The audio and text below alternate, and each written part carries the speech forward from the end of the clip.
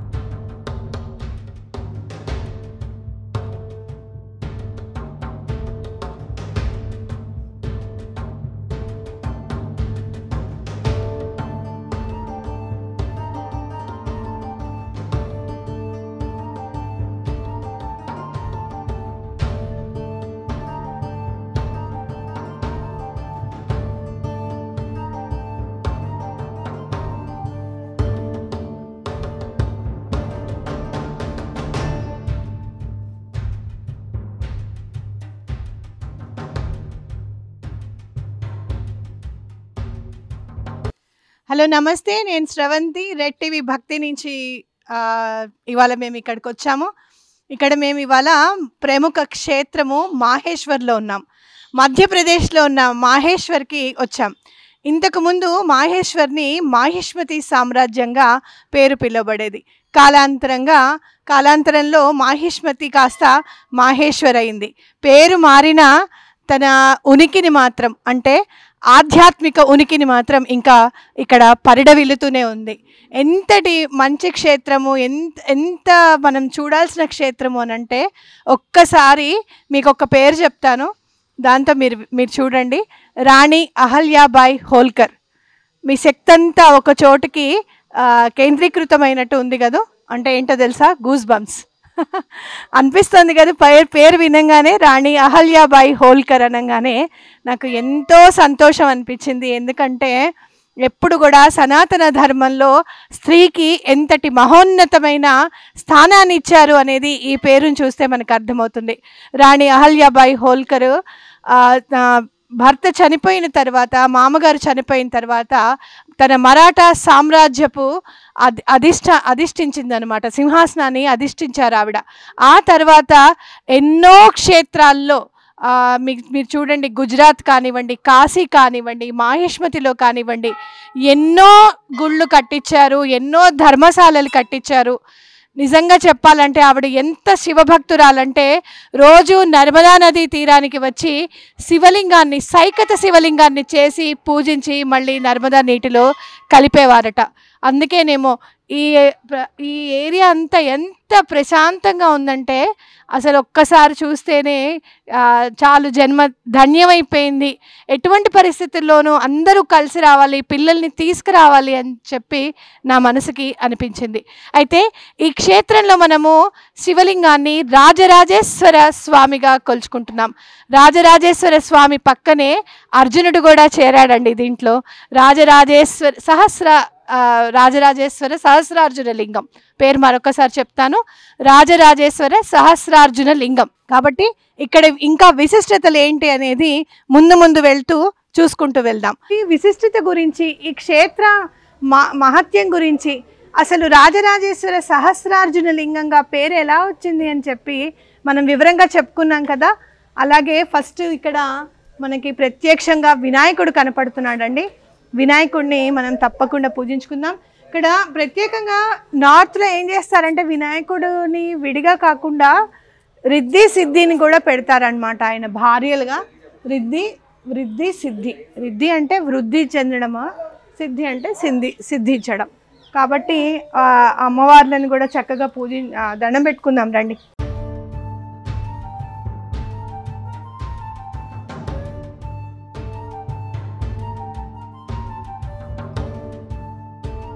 అసలు చూడండి వినాయకుడు ఎంత బాగున్నాడో.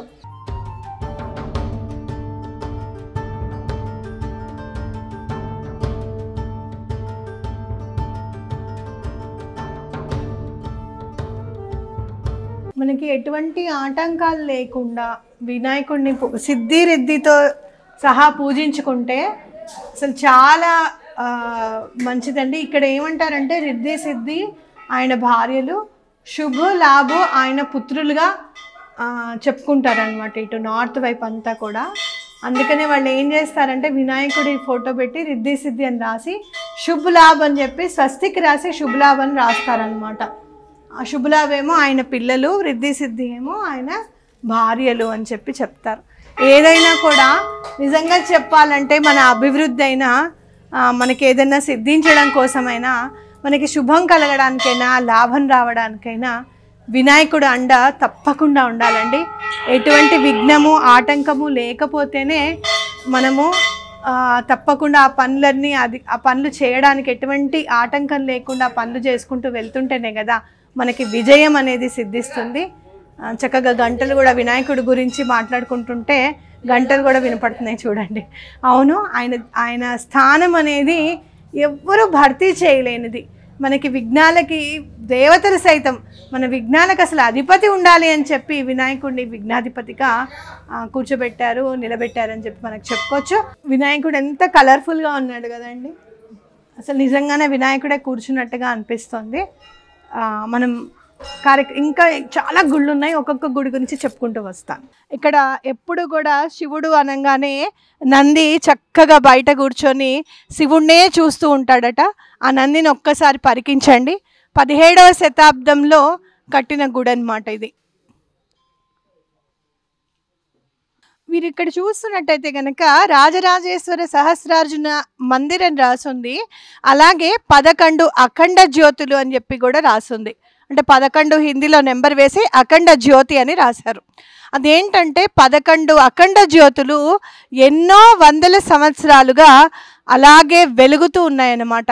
ఎక్కడ కూడా నిరంతరాయంగా ఎటువంటి ఆటంకం లేకుండా అఖండ జ్యోతులు అన్ని సంవత్సరాల నుంచి వెలుగుతూనే ఉన్నాయి అని అంటే ఇది ఖచ్చితంగా స్వామి యొక్క అనుగ్రహం ఆశీస్సులు క్షేత్రానికి ఉన్నాయని చెప్పి ఖచ్చితంగా మనం చెప్పుకోవచ్చు. ఇప్పుడు రాజరాజేశ్వర సహస్రార్జున అని ఉంది కదా, అదేంటో చూద్దాం. కార్తవీర్యార్జునుడు అని చెప్పి మనకందరికీ తెలుసు. దత్తాత్రేయ స్వామి యొక్క చాలా విశిష్టమైన భక్తుడు అని చెప్పుకోవచ్చు అనమాట. పుట్టినప్పుడు చేతులు లేకుండా ఆయన పుట్టడం జరిగింది. కానీ దత్తాత్రేయ స్వామిని సేవించడం వల్ల పూజించడం వల్ల ఆయన సహస్ర బాహువులు ఇచ్చాడట కార్తవీర్యుడికి. ఇంకంతే, ఇంకేముంది, షట్ చక్రవర్తుల్లో మొదటి చక్రవర్తిగా వెలుగొందాడు. ఎవరో కాదండో ఈ కార్తవీర్యుడు అంటే సుదర్శన చక్రమే మన కోసమే కేవలం భూమి మీద జన్మించింది అని చెప్పుకోవచ్చు అనమాట. అంటే సుదర్శన చక్రానికి విష్ణుమూర్తి శాపం ఇస్తారు, భూలోకంలో జన్మించమని చెప్పి ఇస్తారు. ఎందుకు ఇచ్చారు? మన కోసమే పంపించారన్నమాట. అలా షట్చక్రవర్తుల్లో ఏదైనా సరే మీరు కోల్పోయింది దొరకాలి, మీకు లభ్యం అవ్వాలి. కృతం నష్టం చ లభ్యేత్ అంటే క్రితం ఎప్పుడైనా కానీ మీరు నష్టపోయింది మళ్ళీ మీకు దక్కాలి అంటే కార్తవీర్యుడు మాత్రమే అది చేసి పెట్టగలుగుతాడు. అలాంటి కార్తవీర్యుడు మరి భూమి మీద ఉండిపోతే ఎలా? మళ్ళీ విష్ణుమూర్తి దగ్గరికి వెళ్ళిపోవాలి కదా. మరి అలాంటప్పుడు సుదర్శనుని ఎవరు ఓడించగలుగుతారు? కేవలం విష్ణుమూర్తి మాత్రమే ఓడించగలుగుతాడు.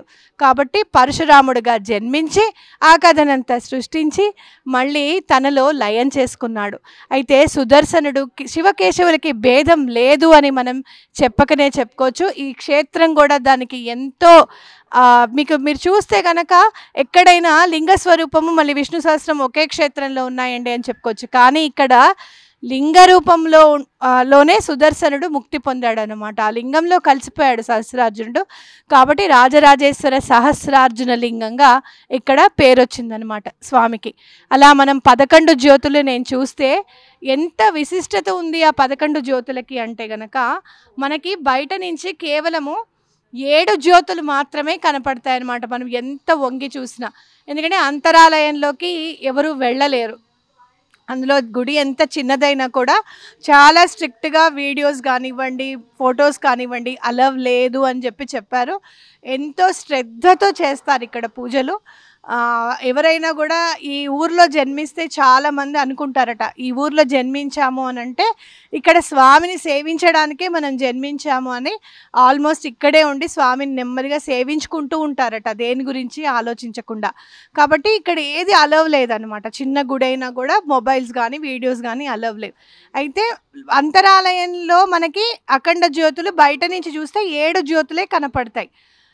మరి మిగతా 4 జ్యోతుల్ని మనం ఎలా చూడాలి అని అంటే దూరంగా ఒక అద్దాన్ని క్రియేట్ చేశారన్నమాట. అద్దాన్ని పెట్టారు వాళ్ళు, అద్దాన్ని పెట్టారు. అద్దంలో 4 జ్యోతులు మనకి అద్దంలో చక్కగా కనపడతాయి. 7 + 4 11 జ్యోతులు కనపడతాయి.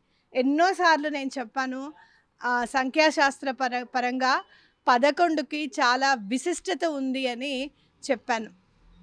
అంటే 11 అని అంటేనే యూనివర్స్ నెంబర్ కూడా మనం అనుకున్నాం కదా 1176లో 11 ఉంది కదా. కాబట్టి ఇక్కడ కూడా మీరు చూసారు కదా 11 జ్యోతులు వెలుగుతూ ఉన్నాయన్నమాట. కానీ నాకైతే మాత్రం అనాలిసిస్ చేస్తే, మనం ఏదైనా ముందు అనాలిసిస్ చేస్తాం కదా, 7, 4 ఎందుకు పెట్టాడు స్వామి అని అంటే 7 సంఖ్య మన షట్చక్రాలకి సంబంధించింది. నువ్వు షట్చక్రాలు గనక క్లీన్ చక్కగా ఎటువంటి ఈర్ష్య అసూయలు కానీ ఏవి కూడా అవన్నీ దాటేసి మనం చక్కగా పరిపూర్ణమైన మనస్సుతో పరిశుద్ధమైన మనస్సుతో గనక మనం స్వామిని అర్చిస్తే యూనివర్స్ మనకి లయం అవుతుంది. అంటే 7 + 4 అంటే 11. అలా యూనివర్స్ నెంబర్లోకి మనం లయం అవుతాము అని చెప్పి కూడా మనం అనుకోవచ్చు అనమాట. అలా ఇంకా కొంచెం అనాలిసిస్ చేస్తే అసలు 7, 4 ఎందుకు విడివిడిగా కనపడేటట్టు చేశారు అని కూడా మన మనసుకి స్ఫురణకి తప్పకుండా అర్థమవుతుంది అని నేను భావిస్తున్నాను. ప్రస్తుతం అయితే 7 అనేసరికి నాకు షట్చక్రాలు గుర్తుకొచ్చాయి అన్నమాట. ఇవి మనం ఎంతో చక్రాలు ఎప్పుడు మనకి పరిశుద్ధంగా ఉంటాయి, క్లీన్గా ఉంటాయి. మనలో ఎటువంటి అహంభావం కానివ్వండి, ఈర్ష అసూయ ద్వేషాలు ఏవి, కోపం ఇలాంటివన్నీ ఏమీ లేనప్పుడు ఆనందం వచ్చినా ఒకలానే ఉండాలి, బాధ వచ్చినా ఒకలానే ఉండాలి, అన్నీ స్వామికి సమర్పించాలి. మనం మానవ మాత్రులం, ఒకలాగా ఉండలేం. ఒక 4-5 రోజుల క్రితం కూడా నాకు ఒక టెన్షన్ వస్తే చాలా వన్ వీక్ బిఫోర్ ఒక టెన్షన్ వస్తే చాలా టెన్షన్ పడిపోయాను నేను. కానీ ఒక గురువు సన్నిధికి వెళ్ళిన తర్వాత అసలు నేనెందుకు టెన్షన్ పడాలి, ఆయన ఎదురుగుండా కనపడుతూ ఉంటే నేనెందుకు బాధపడాలి, ఆయన చూసుకుంటారు అని చెప్పి క్షణంలో ఆ బాధ అంతా తొలగిపోయి నీదే నాయన ఇంకా అని చెప్పి ఆయన భుజాల మీదే నా భారాన్ని మోపేసి ఇంకా దర్శనం చేసుకొని వచ్చానన్నమాట. కాబట్టి ఏంటంటే అట్లా ఎటువంటి ఆనందం వచ్చినా ఆయన ఇచ్చిందే, సంతోషం వచ్చినా ఆయన ఇచ్చిందే, బాధ వచ్చినా ఆయన ఇచ్చిందే, ఏదైనా టెన్షన్ కూడా ఆయన ఇచ్చిందే. కాబట్టి ఆయనే తీర్చేస్తాడు అనే నమ్మకాన్ని సంతరించుకోవాలి అని చెప్పి మనం అనుకోవచ్చు. అలా ఎటువంటివి లేకుండా మన చక్రాస్ అన్నీ కూడా క్లెన్స్గా ఉంటే భగవంతుడు తప్పకుండా మనకి అర్థమవుతాడు అని చెప్పి ఇలా విడివిడిగా కనపడేటట్టు చేశారేమో. కానీ అలాంటి అఖండ జ్యోతులు అలా వెలుగుతున్నాయి అని అంటే నాకు చాలా సంతోషం అనిపించింది. అంటే ఎటువంటి కర్మనైనా సరే పరిపక్వం చేయగలిగేది దీపం మాత్రమే అనేది నా గట్టి విశ్వాసం అనమాట. అందుకే కార్తీక మాసంలో దీపాలు వెలిగించండి, సంవత్సరం మొత్తం వెలిగించకపోయినా పర్వాలేదు అని అంటే కనీసం 1 నెల కంటిన్యూగా మనం దీపాలు వెలిగిస్తే మన కర్మ అంతా పరిపక్వం అవుతుంది అని చెప్పి భగవంతుడు మనకి ఆ అవకాశాన్ని ఇచ్చాడు అని చెప్పుకోవచ్చు. రెడ్ టీవీ భక్తి ప్రేక్షకులు కూడా చాలా అదృష్టవంతులు అనుకోవచ్చు. మీతో పాటు మేము కూడా అదృష్టాన్ని మాకు కూడా పంచారు. మీకు ఏదైనా చూపించాలి కార్తీక మాసం అని చెప్పి అనుకోవడము, శ్రీశైలం క్షేత్రాన్ని దర్శించుకోవడము, అక్కడి నుంచి స్వామి అనుగ్రహంతో లక్షపత్రి పూజ ఫణిభాస్కర్ గారు ఆయన చేశారు కదా లక్షపత్రి పూజ, అది కూడా మీరందరూ చూసే ఉంటారు. లక్షపత్రి పూజ చూడడము, తర్వాత మళ్ళీ అదే కార్తీక మాసంలో మనం అదే మాహేశ్వర్ మళ్ళీ ఇక్కడికి వచ్చి కార్తీక మాసంలో ఈ అఖండ జ్యోతుల గురించి చెప్పుకోవడం జరిగింది. అఖండ జ్యోతులు మాత్రం చూపించలేను, అంతరాలయంలో అస్సలు అలవలేదని చెప్పారు. కాబట్టి మీకు అక్కడ బోర్డు చూపించాను. తప్పకుండా పిల్లల్ని తీసుకొని వచ్చి చూడవలసిన క్షేత్రం అన్నమాట ఇది. ఇంకా మరిన్ని విషయాలు రాణి అహల్యాబాయి గారి ఫోర్ట్ దగ్గరికి వెళ్ళి ఇంకా మరిన్ని విషయాలు గుళ్ళ గురించి తప్పకుండా మీకు తెలియజేస్తాను. ఇవాళ మనము హోమం చేసుకుంటున్నాము, కార్తవీర్యార్జున పాశుపత హోమం చేసుకుంటున్నాం.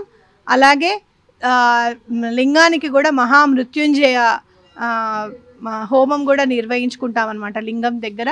అలాగే అక్కడ వాళ్ళు ఏమన్నా కనుక మనకి కొంచెం ఋత్విక్కులకు కనుక కొంచెం అవకాశం ఇస్తే వాళ్ళు కూడా పూజ చేసుకుంటారు. కానీ ఆ ఒక్క పూజ చూపించడం మాత్రం కుదరదు. ఈ హోమం అది అంతా నేను చూపిస్తాను. ఇలాంటి క్షేత్రంలో మనం ఇవాళ పూజ చేసుకుంటున్నాము. చూసారా, గంట కూడా మోగింది. ఇవాళ మనం చేసుకుంటున్నాము అని అంటే మన పూర్వజన్మ సుకృతంగా భావించవచ్చు అనమాట. ఇంకా ఎక్కడైనా విశేషాలు కనపడితే తప్పకుండా చూపిస్తాను. ఒక్కసారి నాగరాజ్ అది చూపించు. ఇక్కడ నార్త్ ఇండియాలో ప్రముఖంగా ఎక్కువగా దీపాలు ఎలా పెడతారు అని అంటే మీరు చూసే ఉంటారు. ఇలా దీప ప్రమిదలు అన్నీ పెట్టి పైకి ఎక్కేస్తారు. పైకి ఎక్కేసి నూనె ఇలా కారుతూ ఉంటుంది, కానీ వాళ్ళకి జారరు వాళ్ళు అస్సలు. అక్కడి నుంచి వెలిగించుకుంటూ వస్తారన్నమాట. నాకు చాలా ఇష్టమైనది. కాబట్టి ఇలా దీపాలు ఇలా మొత్తం చుట్టూరా దీపస్తంభం అనుకోవచ్చు దీన్ని. మనం ఎలా అయితే ఆకాశ దీపం అవి ప్రత్యేకంగా వెలిగించుకుంటూ ఉంటాం కదా, అలా వీళ్ళు కూడా ఇలా దీపస్తంభాలు నిర్మించుకొని గుడి దగ్గర చాలా మాత్రం ఇక్కడే దీపాలు పెడుతూ ఉంటారు. ఇంకా చాలా గుళ్ళు ఉన్నాయి ఇక్కడ. చాలా ఎంతో అందమైన శ్రీరామచంద్రుల వారి గుడి కూడా ఉంది. కాకపోతే ఇంకా పేరు కూడా చాలా విశేషంగా ఉంది, రామదత్త మందిర్ అని ఉంది. తప్పకుండా ఆ గుడిని కూడా చూడడానికి ప్రయత్నం చేద్దాం. మరిన్ని విషయాలతో మళ్ళీ ముందుకు వస్తాను మీ ముందుకి.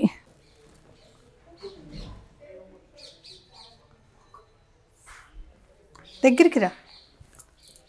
ఇక్కడ ఇది చూడండి, సరస్వతి అమ్మవారు, మహిషాసుర మర్దిని, లక్ష్మీదేవి ముగ్గురు కూడా వేంచేసి ఉన్నారు.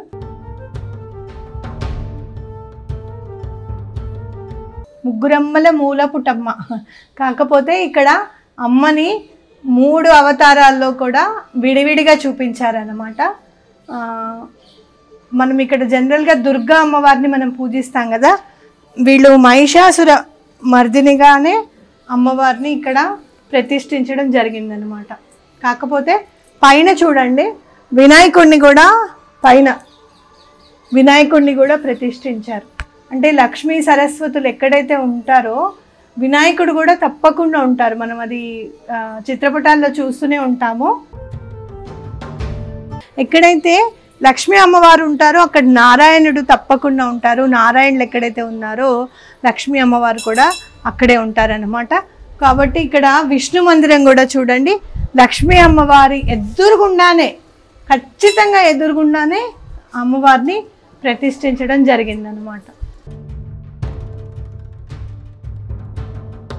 అండి ఎంతోమంది అంటే ఆ కాలంలో రాజుల దగ్గర కూడా వీళ్ళు ఉండేవాళ్ళు కదా, సేనాధిపతులు అని చెప్పి, మంత్రులు అని చెప్పి ఉండేవాళ్ళు కదా, వాళ్ళు కూడా ఎవరైనా ప్రతిష్ఠించి ఉండవచ్చు.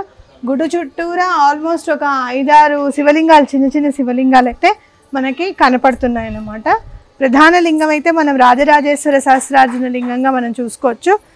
చుట్టూరా మాత్రం శివలింగాలు ఎక్కడికక్కడ కనపడుతూనే ఉన్నాయి. మనం స్టార్టింగ్ నందిని చూసారా, ఆ నంది దగ్గర కూడా మనము శివలింగం ఎదురుగుండా ఎవరో ప్రతిష్ఠించారన్నమాట. కాబట్టి ముందుకెళ్దాం. ఇంకా 2-3 గుళ్ళు ఉన్నట్టున్నాయి. ఏవేవి ఉన్నాయో తప్పకుండా చూసుకుంటూ వద్దాం.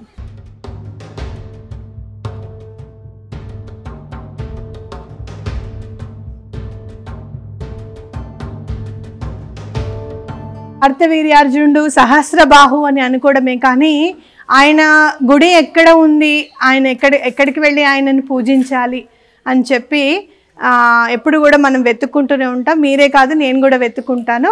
ఇంకోటి ఏంటంటే సహస్రార్జునుడు కానీ వీళ్ళందరినీ చూసి నాకు అనిపిస్తుంది, అంటే భూమి మీద పుట్టి దేవుణ్ణి దైవాన్ని పూజించి ఆయన యొక్క ఆశీస్సులతో ఆయనే దైవంగా మారడం అంటే అది నిజంగా ఎవరికో కానీ ఉండదండి ఆ సుకృతము.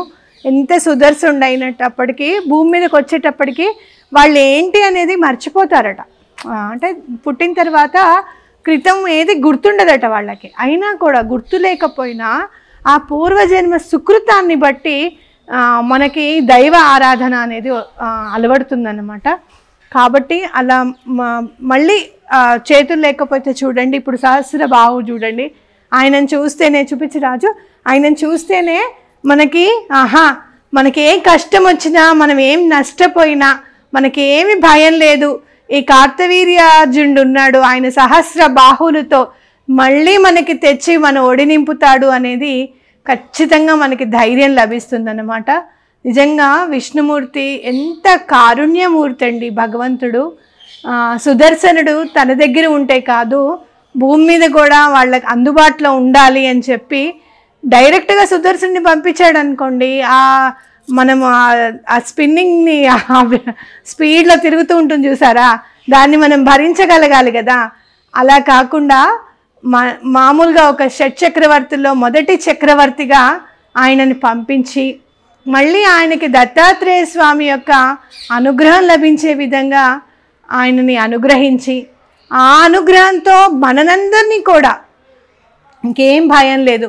ఏదన్నా పోగొట్టుకుంటే కార్తవీర్యార్జునుడిని స్మరిస్తే చాలు మనకి చక్కగా, ఎలా అయితే దత్తాత్రేయ స్వామి స్మరణ మాత్రమే సంతుష్టుడు అని అంటారో, కార్తవీర్యార్జునుడు కూడా అలానే సహస్ర బాహువులు ఉండి స్మరణ మాత్రమే సంతుష్టుడనే చెప్పాలి. నాకు చాలా సంతోషంగా ఉంది. ఇదివరకే చెప్పాను, నేను వనదుర్గా సమేత కార్తవీర్యార్జున స్తోత్రం చదివానండి నేనని చెప్పి. ఇందులో వనదుర్గ కూడా చాలా పవర్ఫుల్. ఆవిడ టెంపుల్ ఎక్కడుందో నేను మళ్ళీ మీతో ఇవన్నీ విశేషాలు పంచుకుంటాను కదా ఆ స్టూడియోలో, అప్పుడు చెప్తాను. ఆ గుడికి కూడా మిమ్మల్ని తప్పకుండా తీసుకొని వెళ్తాను. ఎక్కడో కాదు, దగ్గరలోనే ఉంది ఆ టెంపుల్. కాకపోతే వనదుర్గ ఆవిడ అని చెప్పి మనందరికీ తెలియదన్నమాట. తప్పకుండా మీకు చెప్తాను. నాకు స్వామి వనదుర్గ అంటే ఎవరు అని అంటే, నాకు ఎవరు ఎక్కడ ఉంది గుడి అని అంటే నాకు చక్కని నిదర్శనంతో చూపించారనమాట. ఈవిడే వనదుర్గ అని చెప్పి తప్పకుండా మీ అందరికీ అది షేర్ చేస్తాను. తప్పకుండా వనదుర్గాలయానికి కూడా మిమ్మల్ని తీసుకొని వెళ్తాను. సహస్ర కార్తవీర్యుడికి చక్కగా దండం పెట్టుకోండి.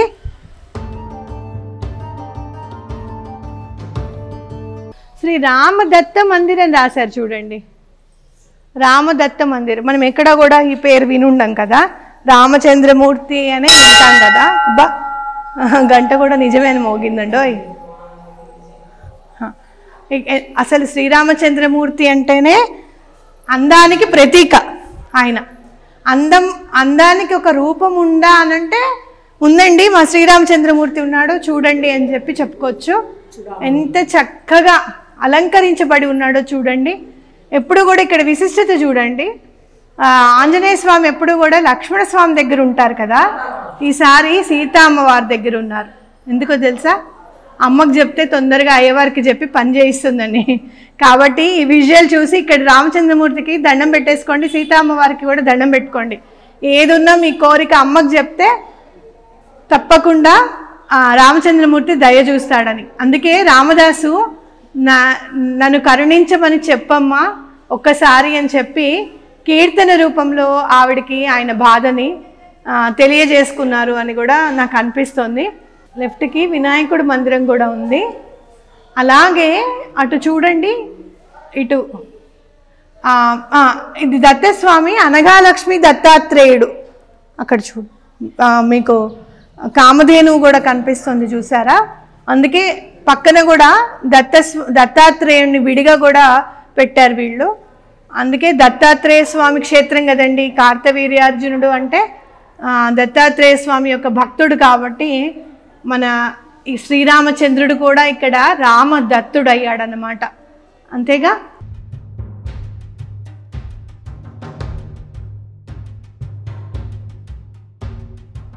మన అదృష్టం అండి. ఇట్లా దత్తాత్రేయ స్వామిని కాకుండా అనఘామాత దత్తాత్రేయ స్వామి వాళ్ళ యొక్క విగ్రహం కూడా పూజ అందుకుంటున్న విగ్రహం పైగా మనం చూడడం అనేది చాలా అదృష్టం. దండం పెట్టుకోండి చక్కగా.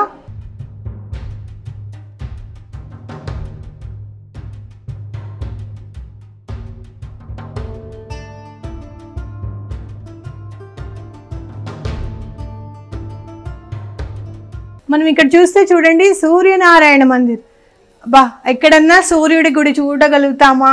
అయ్యో కోనార్క్లో సూర్యుడిది విగ్రహమే లేకుండా చేశారే అని చెప్పి చాలా బాధపడ్డానండి నేను. కోనార్క్ పూరి జగన్నాథ్కి వెళ్ళినప్పుడు అక్కడికి వెళ్ళామన్నమాట. కోనార్క్ గుడి చూసినప్పుడు సూర్యుడిని ఎప్పుడైనా ఎట్లా వీటిలో డైరెక్ట్గా తీక్షణంగా కూడా చూడలేం కదా, కాస్త ఎండ పెరిగితే. అలాంటి స్వామిని ఎప్పుడైనా దర్శించగలుగుతామా ఆయన రథంతో పాటు అని అనిపించింది. ఎందుకంటే ఇంట్లో కూడా మనం సూర్యుడిది చిత్రపటం పెట్టుకోకూడదండి. ఎందుకంటే ఆయన తేజోవంతమైన కిరణాలు అసలు మనం భరించలేమన్నమాట. కాబట్టి కేవలం సూర్యుడు ప్రత్యక్ష దైవంగానే మనం చూడగలుగుతాం. అయితే అలాంటి సూర్యుడిని 7 గుర్రాలతో చక్కగా రథం మీద వెళ్తున్నట్టుగా ఇక్కడ సూర్య భగవానుడిని పెట్టి పూజిస్తున్నారు. చాలా విశిష్టమైన దర్శనంగా మనం ఇది ఎంతైనా భావించవచ్చు. మన మేనిఫెస్టేషన్ టెక్నిక్స్లో కూడా సూర్యుడికి చాలా ఇంపార్టెన్స్ ఉందండి. ఇలా పవర్ఫుల్ డేట్స్ చూస్తూ ఉంటాం కదా, డేట్స్ అంతా కూడా సూర్య భగవానుడికి సంబంధించినవే, సన్కి సంబంధించిన మేనిఫెస్టేషన్సే అనమాట. అవన్నీ కూడా ఎంతో ఆరోగ్య ప్రదాత, అలాగే మన ప్రత్యక్ష సాక్షిభూతుడైన సూర్య భగవానుడిని ఇలా దర్శించుకోవడం అనేది మన పూర్వజన్మ సుకృతంగా భావించవచ్చు. ఇక్కడ ఇంకో 2 గుళ్ళు ఉన్నాయి, వాటికి కూడా వెళ్దాం రండి. ఇక్కడ మనం చూడండి, ఇక్కడ అలోనే మహాదేవ్ అని చెప్పి ప్రతిష్ఠించారు ఇక్కడ స్వామిని. ఎప్పుడు కూడా నంది ముందు ఉంటాడు కాబట్టి, కాకపోతే ఇక్కడ నంది చూడండి ఇక్కడ ముందు లేకుండా అటు వెనక ఉన్నాడు. చూడండి వెనక ఉన్నాడు. చాలా వింతగా ఉంది కదా. వింత అంటే ఎప్పుడు చూడలేదు కదా మనం. నంది అంటే తప్పకుండా ఆయన ముందే ఉంటాడు కదా జనరల్గా గుడికి ముందు. అలాంటిది నంది ఇక్కడ వెనకగా ఉండి పరీక్షిస్తున్నాడు అనమాట, స్వామిని పూజించుకుంటున్నాడు. ఎప్పుడు నేనైనా కాస్త మీరు కూడా ఉండి కాస్త స్వామిని పూజించుకోండి, నేను మీకేం అడ్డు ఉండనులే అని చెప్పి ఆయనే వెనకకి వెళ్ళాడేమో పాపం. ఓకే, ఇప్పుడు మనం చూసేసాం, అన్ని గుళ్ళు చూసాము. ఇక్కడ చాలా సంతోషంగా ఉంది. పేర్లన్నీ కూడా. ఇంకొక గుడి ఉందండి, అది కూడా ఒక్కసారి చూయించేసి. ఇక్కడ చూడండి శివలింగము ఎంత లోపలికి ఉందో. కాదేది పూజకి అనర్హం అన్నట్టు. అలా అది పూర్వం అండి ఎవరైనా నదుల్లో స్నానం చేస్తూ ఉంటే కూడా వాళ్ళ చేతుల్లోకి రాళ్ళు వచ్చేసేవట ఇట్లా. ఓకే, అలా వచ్చేసినప్పుడు వాళ్ళ మనసుకి స్ఫురణకి అది ఏ భగవంతుడిది అని అనిపిస్తే అది శివుడుగా అనిపించిందేమో వాళ్ళకి.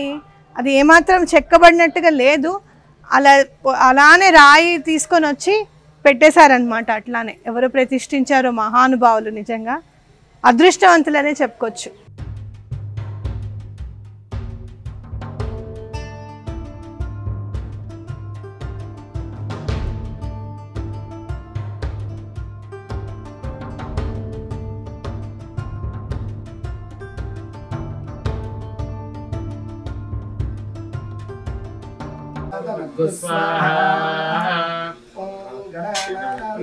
गणपतिं हवामहे कविं कवीनामुपमश्रवस्तमं ज्येष्ठराजं ब्रह्मणां ब्रह्मणस्पदान शृण्वन्नोतिभिः सीदसादनं स्वाहा। ओम गणानां तवा गणपतिं हवामहे कविं कवीनां. హలో అండి, ఏ క్షేత్రానికి వెళ్ళినా ఒక్కసారి తెలుగులో మాట వినపడింది అనుకోండి, అమ్మాయి అని చెప్పి చూసేస్తాం అనమాట అటువైపు. అలా మన రెడ్ టీవీ భక్తి ఎక్కడి వరకు వ్యాపించింది అని అంటే, మాహేశ్వర్లో కూడా తెలుగు వాళ్ళు కనపడి మనల్ని గుర్తుపట్టి, మీరు అరుణాచలంలో క్షేత్రంలో చేశారు కదండి, మీరు మీ చెల్లెలు పద్మిని వింటున్నావా, మీరు మీ చెల్లెలు కలిసి చేశారు కదా, గిరి ప్రదక్షిణం కూడా చేశారు కదా, మేమందరం చూసామండి. చాలా బాగా చేశారు. ఆ రోజు వీడియో చాలా బాగుందని చెప్పడం జరిగింది. ఇక్కడ కూడా చేస్తున్నారా అని చెప్పి అడగడం జరిగింది. సో ఎక్కడికి వెళ్ళినా ఏ క్షేత్రంలో అయినా ముందు దండం పెట్టుకునేది మన తెలుగు వాళ్ళు అని ఖచ్చితంగా ఇవాళ ప్రూవ్ అయింది. మీరు కలిసినందుకు మాకు చాలా చాలా సంతోషం. నాకు కూడా, నేను కూడా చాలా హ్యాపీ. ఓకే రండి. Thank you.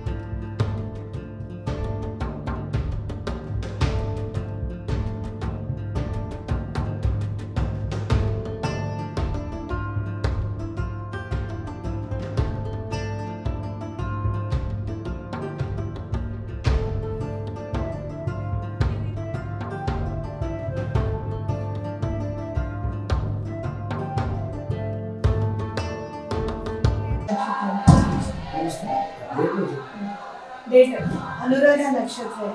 అనురాధ నక్షత్రం ఏమంటే अपने आने वाले मार्गशीर मास में अनुराधा नक्षत्र होते हैं, जिस दिन अनुराधा आते उस दिन भोजन हर दिन का नक्षत्र होता है। जी जी आज विशाखा है, अभी अनुराधा जो आएगा तब वो आने वाले 27 डेज में आते हैं। अनुराधा बोलते हमको कांची पावा देवेंद्र शर्मा नहीं है पहले 286 आपके नंबर तो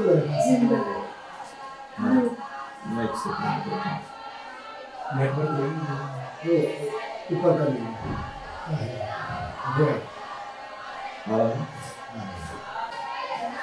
नंबर बोलिए इनका। व्हाट्सएप नंबर फोन पे सॉरी 98 2 6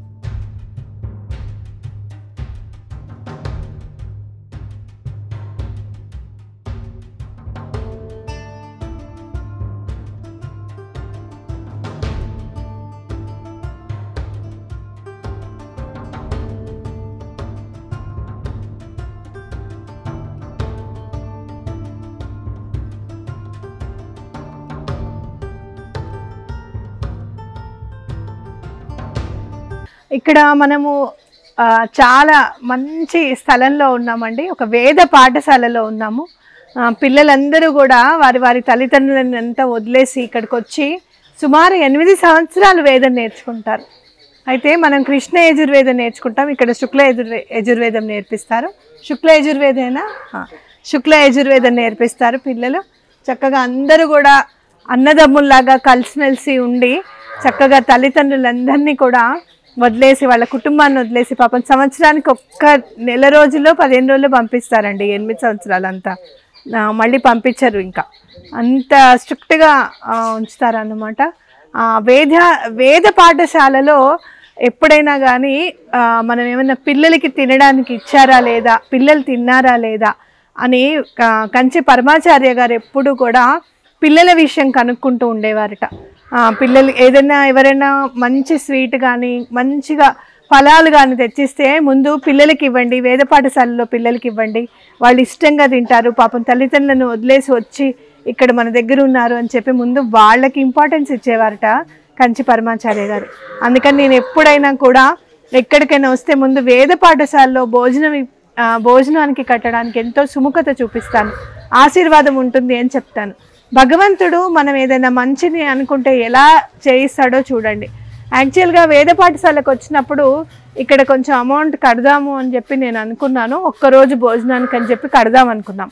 అయితే అలా కట్టాలి అని అనుకున్నప్పుడు నా ఉద్దేశం ఏంటంటే కంచి పరమాచార్య గారి అనురాధ నక్షత్రం, ఆయన జన్మ నక్షత్రానికి కట్టాలి అని నా ఆలోచన. అలా కడదాము అని అనుకున్నప్పుడు బుక్ ఓపెన్ చేస్తే జనవరి 8వ తారీఖు అనురాధ నక్షత్రం అయింది మళ్ళీ. అయితే ఇవాళ అనురాధ నక్షత్రం సోమవారం, వేద పాఠశాలలో మాకు ఇక్కడ భోజనం కూడా ఏర్పాటు చేశారు. కంచి పరమాచార్య గారి అనుగ్రహంతోనే ఇవాళ భోజనం చేస్తున్నాము అని అనిపించింది. చాలా సంతోషంగా వచ్చాను ఇక్కడికి. అయితే మళ్ళీ నెక్స్ట్ కడదాము అని అనుకునేటప్పటికి జనవరి 8వ తారీఖు ఆల్రెడీ ఫిలప్ అయిపోయిందన్నమాట. మరి ఏం చేద్దాము అని ఆలోచించి దత్త పౌర్ణిమ రోజు భోజనం పెట్టండి అందరికీ అని చెప్పడం, దత్త పౌర్ణిమ రోజు బుక్ చేయడం అనేది జరిగింది. మనం ఎవరికక్కడ పూజ చేసాం, ఇవాళ కార్తవీర్యార్జునికి పూజ చేసుకున్నాం, దత్తాత్రేయ స్వామిని దర్శించుకున్నాం. కాబట్టి మన చేత దగ్గరుండి కంచి పరమాచార్య గారు దత్త పౌర్ణమికి కట్టించారనమాట. ఇక దత్తాత్రేయ స్వామి పుట్టినరోజు ఆ రోజు పౌర్ణమి, ఆ రోజు కడితే ఇంకా గురువులు అందరి అవధూతలు గురువులు అందరి కరుణ మన పైన ఉంటుంది అని చెప్పకనే చెప్పుకోవచ్చు. అలా భగవంతుడిని నమ్మితే మనం ఏం చేయాలనుకున్నా కూడా ఆయన ప్లాన్ చాలా సూపర్ ప్లాన్తో ముందుకెళ్తుందనమాట. మన ప్లాన్ని పక్కకు పెట్టి అది కాదు ఇలా చెయ్యి అని చెప్పి ప్రకృతి ద్వారానే మనకి నేర్పిస్తూ ఉంటారు భగవంతుడు. కాబట్టి నాకు ఇవాళ చాలా సంతోషంగా ఉంది అక్కడ కార్తవీర్యార్జున్ పూజ చేసుకోవడం. ఇక్కడ పిల్లలందరినీ కూడా మేము వచ్చేటప్పటికి శ్రీరామ రామ రామేతి అని చెప్పి చక్కగా చదువుతున్నారు, వేదాన్ని చదువుతున్నారు. వీళ్ళందరూ కూడా ఇక్కడ ఉంటారు. సుమారు 75 మంది పిల్లలు ఉంటారట. అయితే మొన్న నర్మదా నది తీరంలోనే ఉంటుందన్నమాట వేద పాఠశాల. మరి నర్మదా నది ఉగ్రరూపం దాల్చి మొత్తము పాఠశాలనంతా కూడా కబళించేసింది, లైబ్రరీని మొత్తం అంతా మునిగిపోయిందనమాట. కాబట్టి వాటర్ బాగా ఎక్కువగా వచ్చేసాయట మొన్న సెప్టెంబర్ నెలలోన. మళ్ళీ దీన్నంతా కూడా బాగు చేసుకొని మళ్ళీ పిల్లలకి అన్నీ కూడా సమకూర్చడంలో ఉన్నారు. అలానే ఇక్కడ మనం ఇవాళ గోశాల కూడా ఉంది, ఇక్కడ గోశాలను కూడా చూడవచ్చు. ఇంత మంచి ప్లేస్కి వచ్చాము, చాలా అదృష్టవంతులు అని చెప్పుకోవాలి.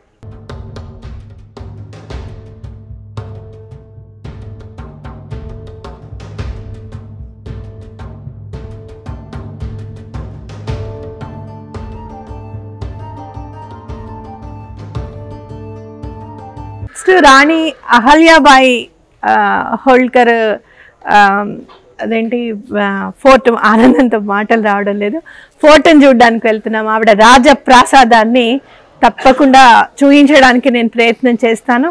చాలా టైట్ షెడ్యూల్తో వచ్చాను, 4 హోమాలు 2 రోజులు అనమాట. చాలా టైట్ షెడ్యూల్తో వచ్చాను. బట్ స్టిల్ అందులో ఈసారి పద్మిని రాలేదు.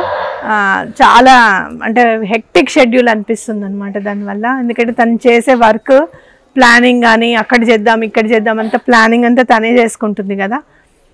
ప్లానింగ్ కూడా కొంచెం మీద పడేసరికి అలవాటు లేని పని కదా, కొంచెం కష్టపడాల్సి వస్తుంది.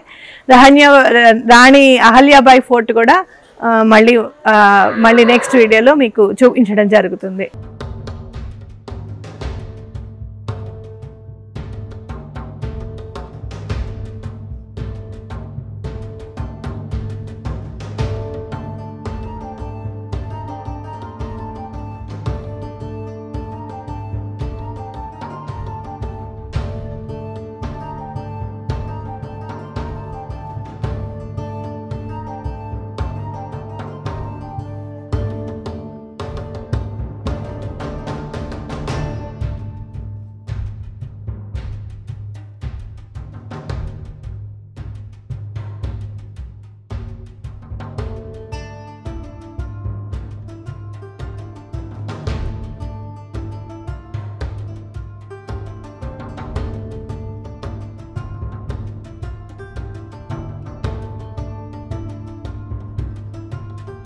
गुरुं हरिं विश्वमेवेदं पुरुषस्तद्विश्वमुपजीविश्वतकोशमच्युतं नारायणं महत्यावतस्तियान्ते नाभ्यामुपरितिष्ठति ज्वालमालाकुलं भाति विश्वस्यावतनं महतु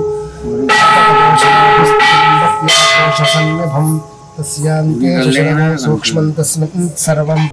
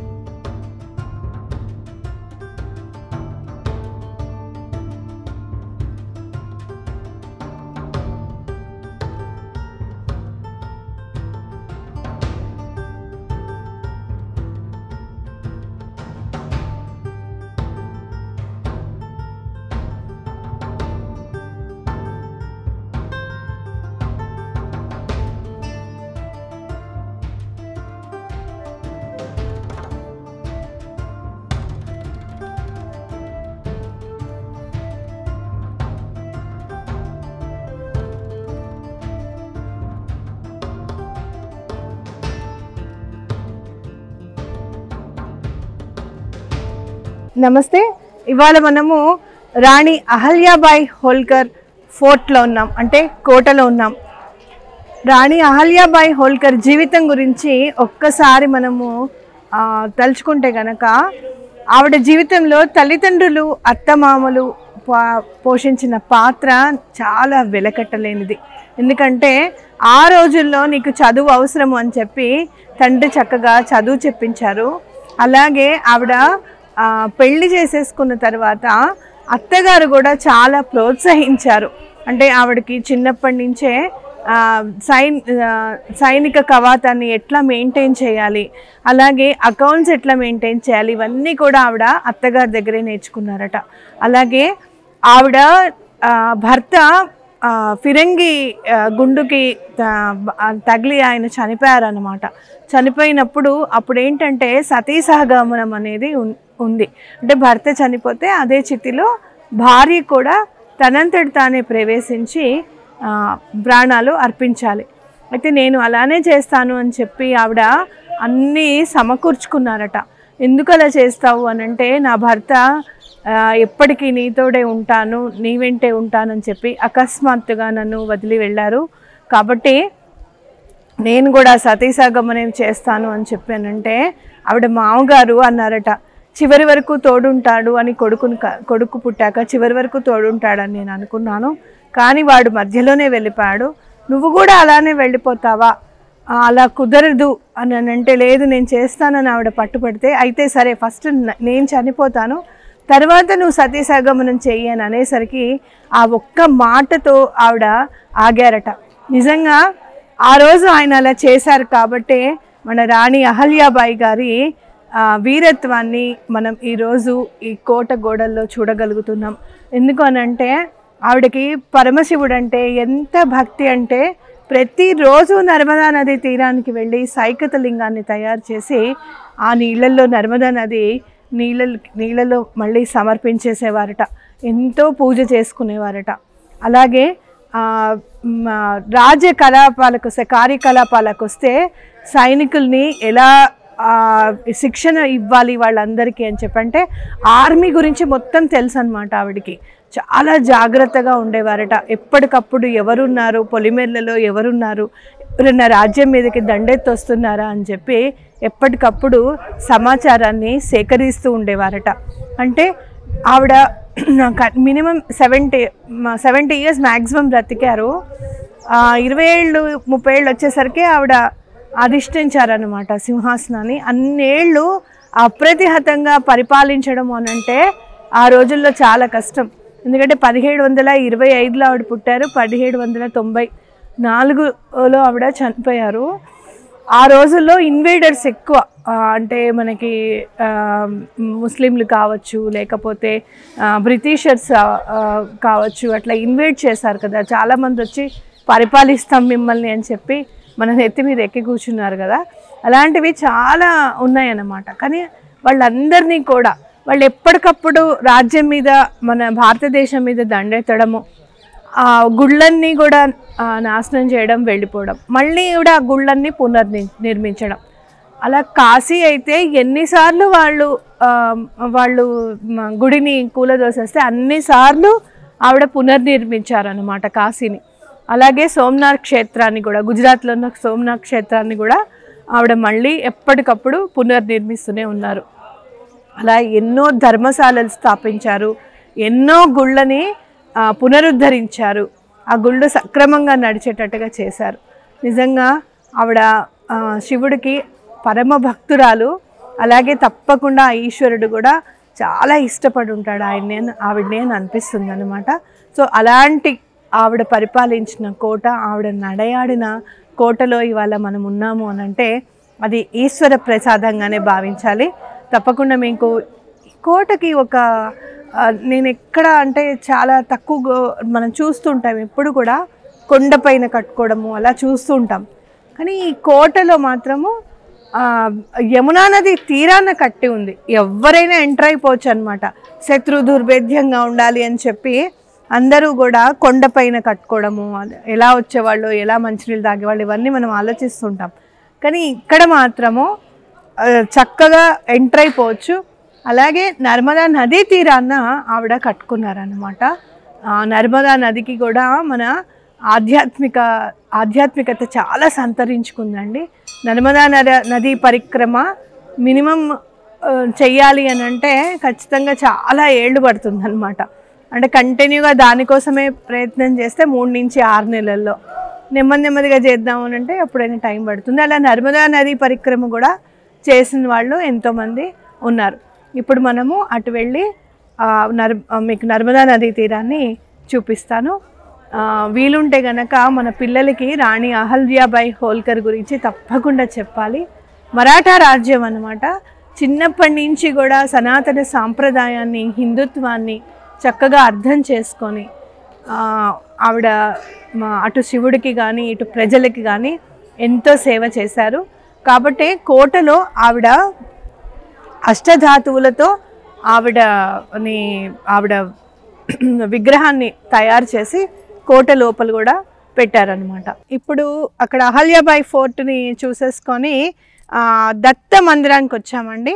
ఇక్కడ దత్త మందిరం నిజంగా ఒక 50 ఎకరాల్లో విస్తరించి ఉంది దత్త మందిరం అని చెప్పి రాశారు. కానీ మధ్యలో మందిరాన్ని నిర్మించి చుట్టూరా మొత్తం అంతా ఇట్లా అంటే ఒక మనం అశ్వశాలలు అలాగే గజశాలలు ఉంటాయి. అంటే ఏనుగుని కట్టడానికి లేకపోతే కనుక గుర్రాలని కట్టడానికి అని చెప్పి శాలలు నిర్మిస్తారనమాట.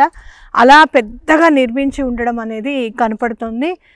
చాలా ప్రశాంతంగా ఉంది ఈ దత్త మందిరము. దత్తాత్రేయుడు అంటేనే ప్రశాంతానికి చిహ్నం. అసలు ఎంత అందంగా ఉంటాడో స్వామి అనిపిస్తుంది. ఎంతో ప్రశాంతంగా మీరు శ్రీపాద శ్రీవల్లభుల్ని చూస్తే ప్రశాంతతకి అలాగే కారుణ్యానికి అలాగే అసలు మనసులో ఎటువంటి మలినం లేకుండా ఉంటే ప్రస్ఫుటంగా కాంతి అనేది ఎలా అయితే కనపడుతుందో స్వామి ముఖ వర్చస్సు కూడా అలా ఉంటుందన్నమాట. అంటే చూడంగానే భగవంతుడే అయినా అని అనిపించేంత వర్చస్సు కనపడుతూ ఉంటుంది. మనం ఎంతో అదృష్టవంతులం. దత్తాత్రేయ స్వామి శ్రీపాద శ్రీవల్లభులుగా మన తెలుగు నేల మీద పుట్టారు అని అంటే మనం ఎంతో అదృష్టం. కాకపోతే మహారాష్ట్ర, ఈ మధ్యప్రదేశ్ వీళ్ళందరూ కూడా ఆకళింపు చేసుకున్నారు దత్త సాంప్రదాయాన్ని. సనాతన సాంప్రదాయంలో దత్త సాంప్రదాయం కూడా ఉంది, అదే చాలా ముఖ్యమైన పాత్ర వహిస్తుంది అని చెప్పి వాళ్ళు అర్థం చేసుకొని వాళ్ళు చక్కగా స్వామిని సేవించడం అనేది మనం చూస్తూ ఉంటాం. అయితే ఇక్కడ దత్త మందిరంలో ప్రముఖంగా ఎదురుగుండా నాకు కనపడేది ఏంటి అని అంటే 4 కుక్కలు ఉన్నాయి చూడండి. అంటే వేదాలకి ప్రతీకలు ఈ శునకాలు అనమాట. ఓకే, 4 వేదాలకి ఈ శునకాలు ప్రతీకలు. అలాగే మనం కామధేనువుని చూస్తున్నాము. అందరు గోమాత అంటేనే సర్వదేవతా రూపంగా మనం ఎప్పుడు కూడా ధ్యానించుకుంటూ ఉంటాం. అయితే ఈ ప్రదేశంలో ఇంకొక చాలా ఇంపార్టెంట్ విషయం ఏంటి అని అంటే మీకు దత్తాత్రేయ స్వామిని చూపిస్తూ చెప్తాను. రండి, స్వామిని చూసి తరిద్దాం.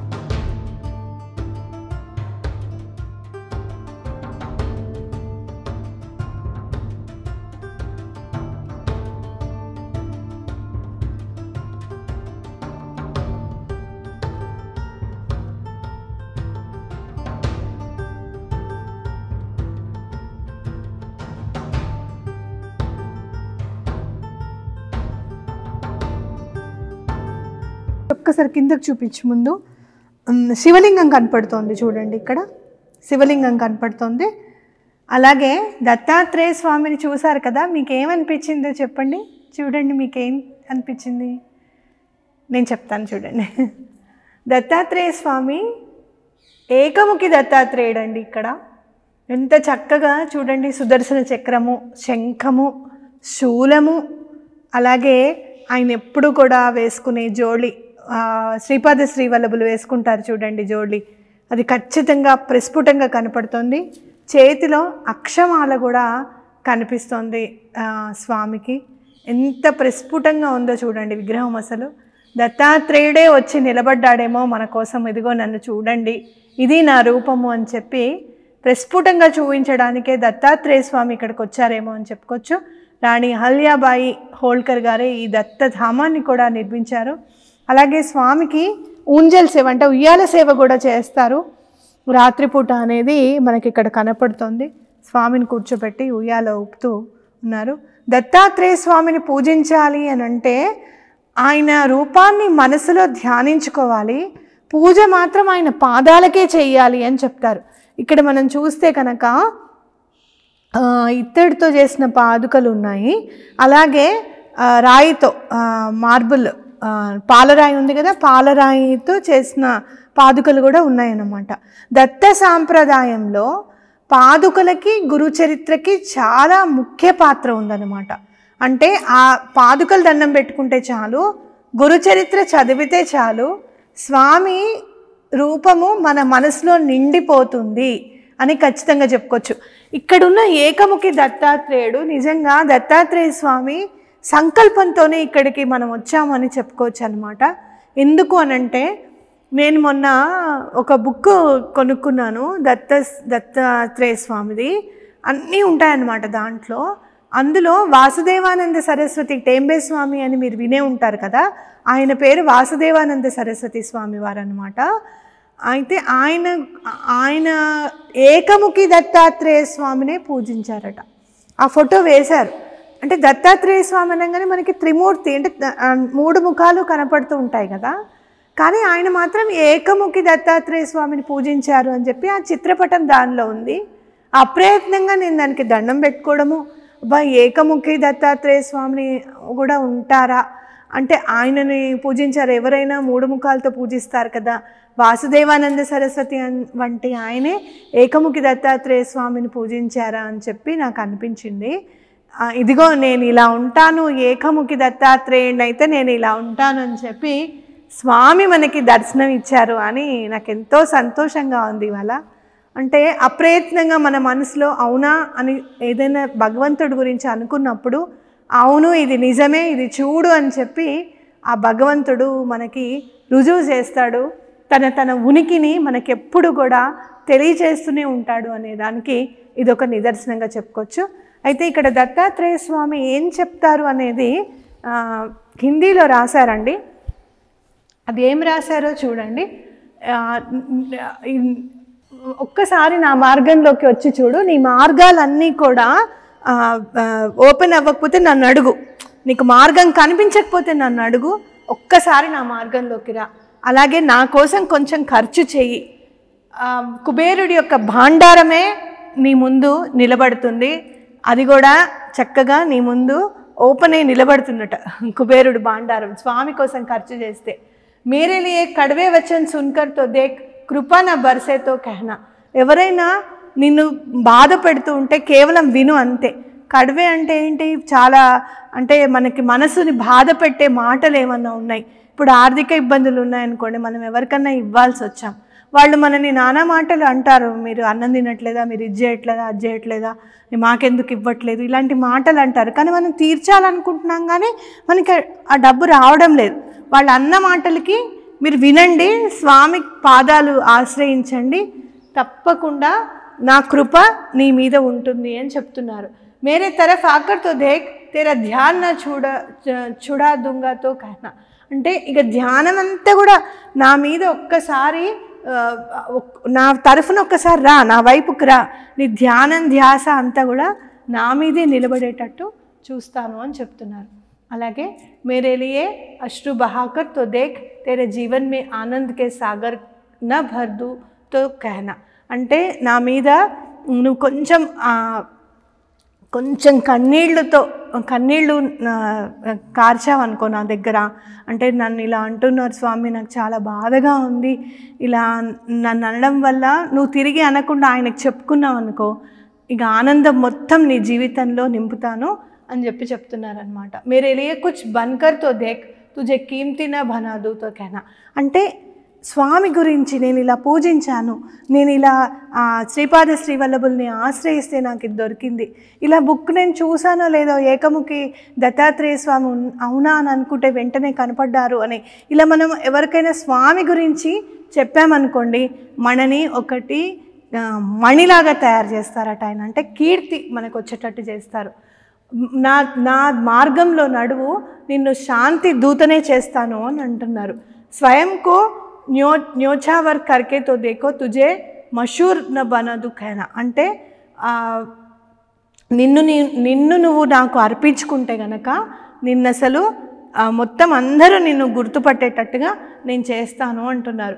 మేరే కీర్తన్ కర్కే తో దేక్ జగత్ కా విస్మరణ్ కరాదుతో కహనా. అంటే నా కీర్తన ఒక్కసారి పాడి చూడు, జగత్తునే మర్చిపోయేటట్టుగా నేను చేస్తాను అని చెప్తున్నారు. మేరీ బాతో లోగోంసే కర్కే తో దేక్ తుజే మూల్యవాన్ నా బనాదు తో కహనా. నా మాటలు ఏవైతే నేను చెప్పానో ఆ మాటలు నువ్వు 10 మందికి చెప్పు, నిన్ను అమూల్యమైన వాడిగా నేను తయారు చేస్తాను అంటున్నారు.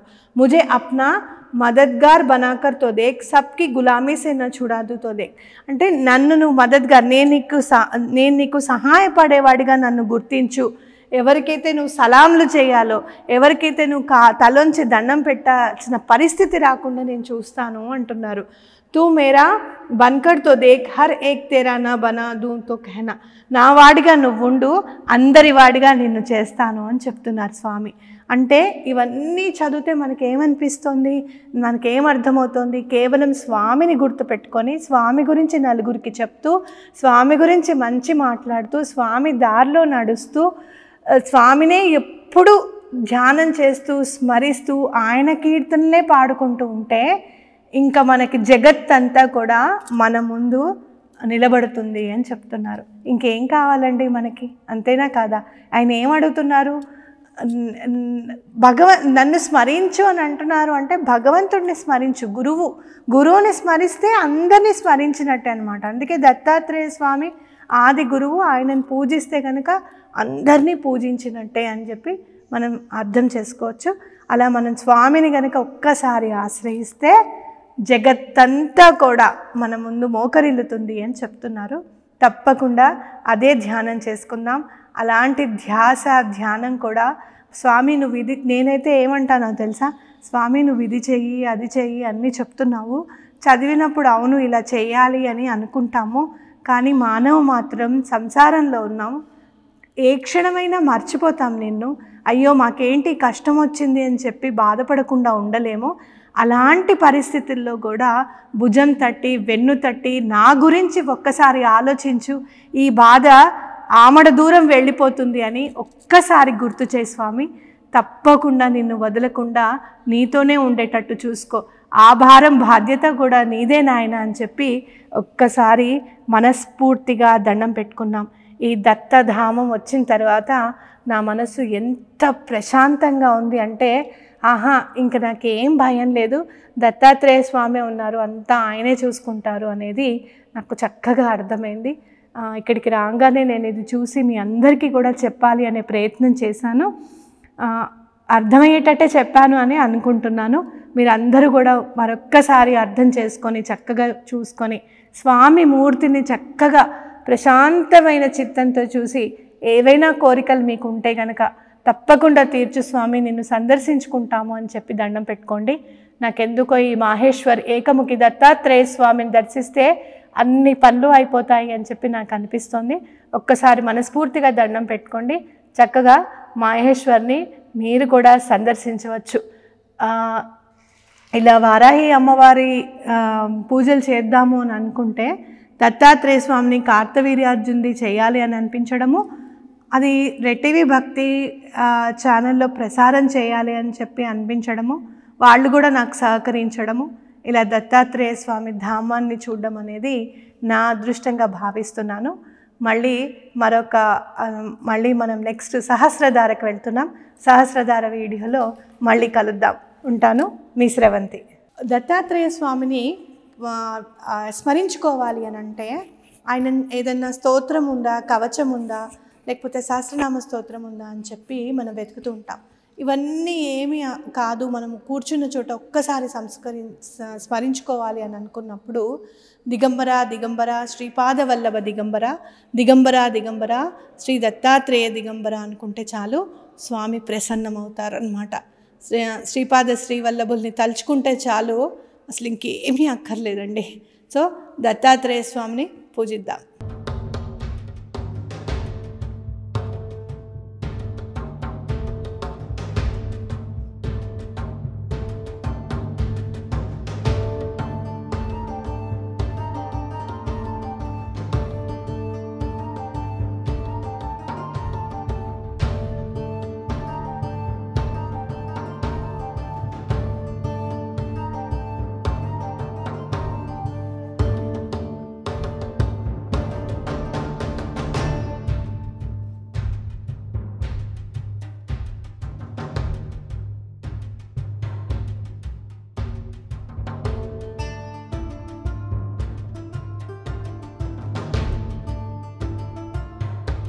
హలో నమస్తే. మనం ఇప్పుడు దత్తధామం చూసాం కదా, అక్కడి నుంచి కొంచెం దూరంలోనే ఈ సహస్రధార అనే స్థలం ఉంటుందన్నమాట.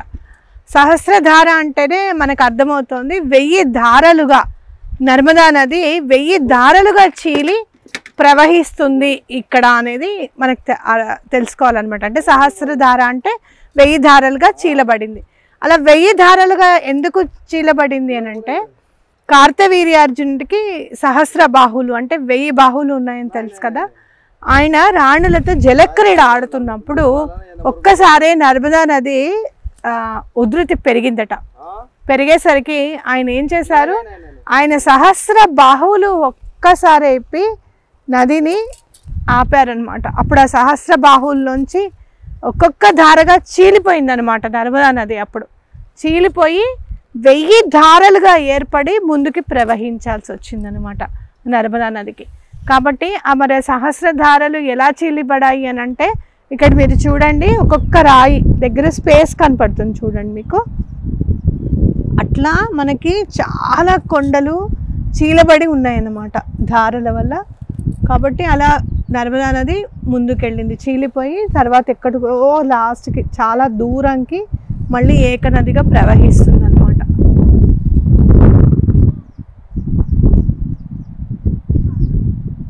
చూస్తే ఇక్కడ నర్మదా నదీ తీరంలో కూడా మరి ఈ సహస్రబాహు దాంట్లో కూడా ఎవరో శివలింగాన్ని ప్రతిష్ఠించారు చూడండి.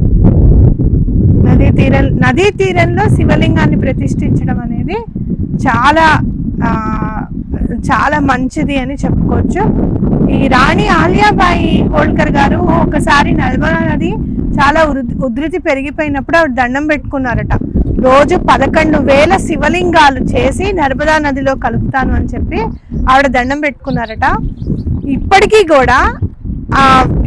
కూడా అక్కడ ఋత్విక్కులు బ్రాహ్మణులు ఉంటారు కదా, వాళ్ళు ఒక్కొక్కళ్ళు ఒక్కొక్క పూజారులు ఉంటారు, ఒక్కొక్కళ్ళు ఒక్కొక్క 1000 లింగాల్ని తయారు చేస్తారు. 11 మంది రోజుకొకళ్ళు 1000 లింగాల్ని వేస్తారు. ఆ 11,000 లింగాలు నర్మదా నదిలో కలుపుతారన్నమాట. ఈ రోజుకి కూడా ఆవిడ ఆ రోజు దండం పెట్టుకున్నది ఈ రోజుకి కూడా వాళ్ళు చేస్తున్నారు. అంటే నాకు అనిపిస్తుంది ఆలియాబాయిని కేవలము ఒక రాణిగానే కాదు, ఆవిడ ఒక దేవతగా భావిస్తున్నారు ఇక్కడ అందరూ కూడా. అంటే ఆవిడకి ఎంత ఇంపార్టెన్స్ ఇచ్చారు అనేది మనం తెలుసుకోవచ్చు. మీకు అది వీడియోస్ తీయడానికి లేదు కాబట్టి ఫొటోస్ తీసాను నేను, వాళ్ళని రిక్వెస్ట్ చేసి ఆ ఫొటోస్ అటాచ్ చేస్తాను మీకు. రాణి అహల్యాబాయి హోల్కర్ ఫోటోను ఈ సహస్రలింగాల ఫోటో కూడా మీకు నేను అటాచ్ చేస్తాను. చూడండి, చక్కగా అందరూ ఒక ప్లేట్ పెట్టుకొని 1000 లింగాలు తయారు చేసేసి 11,000 లింగాలు అయిన తర్వాత నర్మదా నదిలో కలిపేస్తారన్నమాట. కాబట్టి ఎన్నో చూసాము. ఇక్కడ మీరు నర్మదా నది అనగానే బాణలింగాలు కూడా మీకు గుర్తొచ్చే ఉంటాయి. బాణలింగాలు కూడా ఇక్కడ తయారు చేయబడతాయి అన్నమాట. స్వామి రాయే లింగంలాగా మారిపోతుంది. నది ఉధృతి వల్ల ఆ రాళ్లే లింగ ఆకారంలో వచ్చేస్తాయన్నమాట. వాటినే బాణలింగాలు అని అంటారు. బాణలింగాలకి బాణాసురుడికి కూడా ఒక కథ ఉంది. అది మళ్ళీ మనం ఓంకారేశ్వర్ వెళ్తాం కదా, అప్పుడు నదీ తీరంలో ఉండి మనం చెప్పుకుందాం. ఇక్కడ చూడండి, ఒక్కసారి చూపించు నాగరాజ్. ఇదంతా ఇంత దూరం వరకు కూడా రాళ్ళు అసలు ఎవరో చెక్కి అలా పెట్టారేమో అన్నట్టుగా అన్నీ ఒకదాని మీద ఒకటి పేర్చబడి ఉన్నాయి. చూడండి, మామూలుగా ఏదో కొండలాగా లేదు, ఒకదాని మీద ఒకటి పేర్చబడినట్టుగా, ఇటుకలు పేరిస్తే ఎట్లా పేరుస్తామో అలా పేర్చినట్టుగా ఉన్నాయి. ఇంకోటి నది ఉధృతి సౌండ్ ఇక్కడ బాగా ఎక్కువగా వినపడుతుంది. చూడండి,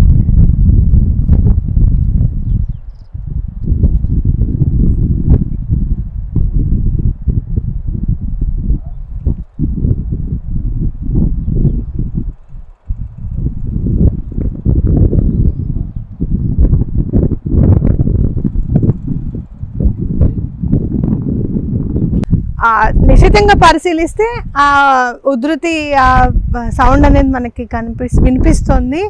అలాగే మనం ఇక్కడి నుంచి ఇప్పుడు ఓంకారేశ్వర్ వెళ్తున్నాం.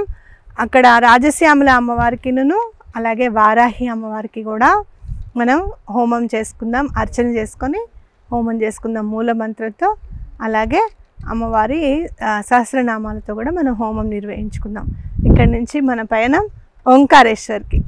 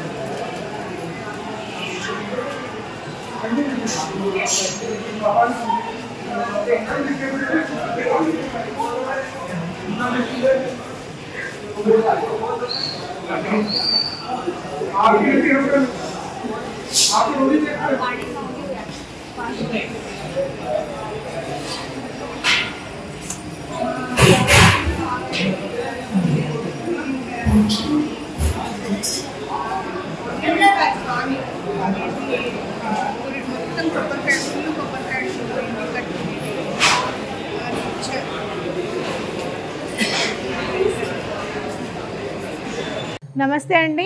ఇవాళ మనం పవిత్ర క్షేత్రమైన ఓంకారేశ్వరంలో ఉన్నాము. ఓంకారేశ్వర్కి అంటే ఇందాక మనం హోమం చేసుకున్నాం కదా, 12 కిలోమీటర్ల అవతల పండిట్ రవిశంకర్ గారి ఆశ్రమం ఉందన్నమాట. అక్కడి నుంచి ఇక్కడికి రావడం జరిగింది. కనీసం 1 కిలోమీటర్ అయితే నడవాలి గుడికి రావడానికి. ఇక్కడ చాలా విశిష్టత ఏంటి, ఓంకారేశ్వర విశిష్టత ఏంటి అని అంటే, ఈ క్షేత్రము ఓంకార రూపంలో ఉంటుందన్నమాట. అంటే సంస్కృతంలో మనం ఓంకారం రాస్తే ఇలా చక్కగా ఇలా సంస్కృతం ఓంకారం అందరికీ తెలిసిందే, అదే షేప్లో ఈ మొత్తం ఈ ఓంకారేశ్వరం అంతా ఉంటుందన్నమాట. నది కూడా 2 పాయలుగా చీలుతుంది. నర్మదా నది 2 పాయలుగా చీలి ఒకటి నర్మదా నదిగా ఒకటి కావేరీ నదిగా పారుతుందని చెప్తారు. అయితే ఇక్కడ ఇది ఒక ఐలాండ్ అనుకోవచ్చు అనమాట. నది మధ్యలో ఉన్న ద్వీపమే ఈ ఓంకారేశ్వర్. అయితే స్వామి వింధ్య పర్వతము ఒకసారి వింధ్య పర్వతము తపస్సు చేసిందట ఈశ్వరుడి కోసం. అప్పుడు స్వామి తప్పకుండా నా మీద ఉండు స్వామి, నా మీద నువ్వు కొలువై ఉండు అని చెప్తే ఓంకారేశ్వరుడు దిగి వచ్చి కొలువై ఉన్నాడు అని ప్రతీతి. అలానే ఓంకారేశ్వరుడు జ్యోతిర్లింగం అనమాట. అంటే స్వయంభువు, తనంతటి తానుగా వెలసిన లింగాలన్నింటినీ కూడా జ్యోతిర్లింగాలు అంటారు. మనకి 12 జ్యోతిర్లింగాలు ఉన్నాయి. 12 జ్యోతిర్లింగాల్లో 4వ జ్యోతిర్లింగం ఓంకారేశ్వరుడు. అయితే ఈ గుడి అంతా కూడా ఎంత ప్రాశస్త్యంగా ఉంది అంటే ఎంత బాగుంది. చాలా పాతకాలంలో కట్టిన గుడి అని చూస్తేనే మనకు అర్థమైపోతుంది. ఎన్నోసార్లు రాణి అహల్యాబాయి గారు ఈ గుడిని కూడా పునరుద్ధరించడం కూడా జరిగిందనమాట. అయితే ఓంకారేశ్వర విశిష్టత ఏంటంటే కింద మనకి ఓంకారేశ్వరుడు ఉంటాడు, పైన ఫస్ట్ ఫ్లోర్లో కొంచెం వెనక్కి మహాకాళేశ్వరుడు ఉంటాడనమాట. అంటే ఉజ్జయిన్లో మహాకాళేశ్వరుడు ఉన్నాడు కదా, ఆయన ఉంటారు ఫస్ట్ ఫ్లోర్లో ఉంటారు. ఎక్కడ ఏ గుడిలో కూడా మనము గుడి పైన గుడి ఉండడం అనేది ఎక్కడ చూడం. అలాంటిది ఇక్కడ కింద ఓంకారేశ్వరుడు పైన మహాకాళేశ్వరుడు ఉంటారనమాట. అలా మహాకాళేశ్వరుడు ఎవరు అంటే ఉజ్జయిన్లో ఉన్న స్వామి అని చెప్పుకోవచ్చు. అయితే మహాకాళేశ్వరుడు గుళ్ళో ఎలా ఉంటుంది, కింద ఉజ్జయిని మహాకాళేశ్వరుడు ఉంటాడు, పైన ఓంకారేశ్వరుడు ఉంటాడు అన్నమాట. నాకేమనిపిస్తుందంటే ఓంకారము అనేసరికి ప్రణవనాదం, అంటే ఎక్కడైతే మొదలవుతుందో అక్కడ ఓంకారాన్ని ప్రతీకగా తీసుకోవచ్చు మొదలు అన్నదానికి. అలానే మహాకాళేశ్వరుడు అంటే లయమైపోవడం అన్నమాట. ఇద్దరూ కూడా ఒక దగ్గరే ఉన్నారు. మీరు మహాకాళేశ్వరుడి అభిషేకం చూస్తే ఆశ్చర్యపోతాం మనము. అప్పటికప్పుడు శ్మశానం నుంచి తీసుకొచ్చిన అంటే ఇంకా విభూదని అనాలి దాన్ని కూడా, దాంతో స్వామికి అభిషేకం చేస్తారన్నమాట. అప్పటికప్పుడు తీసుకొని వస్తారు ఫ్రెష్గా అన్నమాట, జల్లించి తీసుకొని వచ్చి స్వామికి అభిషేకం చేసేస్తూ ఉంటారు అక్కడ. అంటే లయానికి ప్రతీక మహాకాళేశ్వరుడు, నాదానికి మొదలుకి ప్రతీక ఓంకారనాదం కాబట్టి ఓంకారేశ్వరుడు అని చెప్పుకోవచ్చు. అయితే నర్మదా నదీ తీరం ఎంతో అసలు నాకు చాలా ఆనందం అనిపించిందండి. ఎందుకనంటే అక్కడ కార్తవీర్యార్జున సహస్రార్జున లింగం చూసుకుంటే అక్కడ నదీ పరివాహక ప్రాంతమే. అలాగే ఇక్కడ కూడా నది ఒడ్డునే స్వామి, ఇక్కడ కూడా ఓంకారేశ్వరుడు వెలసి ఉన్నాడు అని చక్కగా మనం చెప్పుకోవచ్చు. అయితే ఇక్కడ బాణలింగాలు కూడా చాలా దొరుకుతాయి అన్నమాట. బాణలింగం ఏంటంటే నదిలోనే తయారైపోతుంది అన్నమాట. బాణలింగము అంటే ఏంటంటే నదిలోనే చక్కగా లింగ రూపం తయారైపోతుంది. ఇక్కడ ఇంత లింగం దగ్గర నుంచి అంత పెద్ద లింగం వరకు కూడా ఎవ్వరు చెక్కరు అనమాట, నదే తయారు చేసేసుకుంటూ వెళ్ళిపోతూ ఉంటుంది. అంటే రాయి ఎన్నో సంవత్సరాల నుంచి ఆ నీరు అలా ఉధృతికి రాయే ఆ షేప్లో వచ్చేస్తుంది, లింగాకారంలో వస్తుంది. ఏ ఆకారమైనా రావచ్చు కదా, లింగాకారంలోనే రావడం ఏంటి అని అంటే అది నది యొక్క నిజంగా చెప్పాలంటే పవర్ అనే చెప్పుకోవాలన్నమాట. ఇంకోటి ఇక్కడ మనం చూసుకుంటే నర్మదా నది, ప్రతి నది కూడా తూర్పున ప్రవహించి సముద్ర గర్భంలో కలుస్తుంది. కానీ నర్మదా నది మాత్రం పడమర వైపు ప్రవహించి అరేబియా సముద్రంలో కలుస్తుందన్నమాట. నర్మదా నదికి ఉన్న ప్రత్యేకత అది. చాలా పెద్ద ప్రాజెక్ట్ ఇక్కడ నర్మదా నది మీద కట్టడం జరుగుతుంది. ఎందుకంటే చాలాసార్లు ముంపుకి గురవుతున్నాయి గ్రామాలు. ఈ మధ్య మనందరికీ తెలిసిందే, ఫ్లడ్స్ అనేవి ఎక్కువగా వచ్చేస్తున్నాయి, ఎప్పుడో ఒక్కసారి కాకుండా రిపీట్ అవుతున్నాయి కదా. అందుకని గవర్నమెంట్ చాలా శ్రద్ధ తీసుకొని డ్యామ్ని కట్టడం అనేది చాలా పెద్దది కడుతున్నారన్నమాట. అప్పటి నుంచైనా ముంపుకి గురైన ప్రాంతాలన్నీ కూడా ఇక ముందు అలా అవ్వకుండా ఉంటాయి అని చెప్పి మనం ఆశించవచ్చు. అయితే ఇక్కడ ఓంకారేశ్వరుడు గురించి కూడా ఇంకొక కథ కూడా చదవడం జరిగింది. అదేంటి అని అంటే, రాజు ఎవరైతే ఇక్కడ ఉన్నాడో అనుకోకుండా ఒక సామాన్య వ్యక్తిని చంపడం జరిగిందనమాట. అలా చంపినప్పుడు అతను చాలా మనోవ్యధకి గురయ్యాడట. అయ్యో నా వల్లే ఇలా జరిగింది అని చెప్పి ఎన్నో నిద్రలేని రాత్రులు గడిపాడట. అప్పుడు పండితులందరూ కలిసి, జ్యోతిష్కులందరూ కలిసి ఇలా మీరు ఒక శివలింగాన్ని ప్రతిష్ఠించండి, గుడి కట్టించండి అని చెప్పి చెప్పడము, ఆయన ఈ గుడి కట్టించడము జరిగింది 18వ శతాబ్దంలో అని చెప్పి ఒక కథ కూడా నేను చదివాను. కానీ ఇక్కడ కట్టడం చూస్తే మాత్రము మీరు రాణి అహల్యాబాయి ఫోర్ట్ ఉంది చూసారా, 17వ శతాబ్దంలో ఆవిడ ఉన్నారు. అంతకుముందు నుంచే రాజవంశీకులు ఉన్నారు కదా, ఆవిడ మాత్రం 1724లో ఆవిడ జన్మించారు. కానీ అంతకుముందు రాజవంశీకులు కూడా ఉన్నారు కదా. ఆ కట్టడం శైలే నాకు ఇక్కడ కూడా గుళ్ళో కనపడింది అనమాట. కాబట్టి అంతకు ముందు నుంచే ఈ గుడి ఉంది అని చెప్పి చెప్పుకోవచ్చు. ఎన్నో వందల సంవత్సరాల క్రితంది గుడి అని మనం చెప్పుకోవచ్చు. ఎందుకంటే జ్యోతిర్లింగం కాబట్టి ఎవ్వరూ జ్యోతిర్లింగాన్ని తయారు చేయడమో లేకపోతే చెక్కడమో జరగదు. జ్యోతిర్లింగమే స్వామే స్వయంగా మనని రక్షించడానికి, మనని కరుణించడానికి మాత్రమే శివుడు జ్యోతిర్లింగ రూపంలో రావడం అనేది జరుగుతుంది ఆయనంతటా ఆయనే.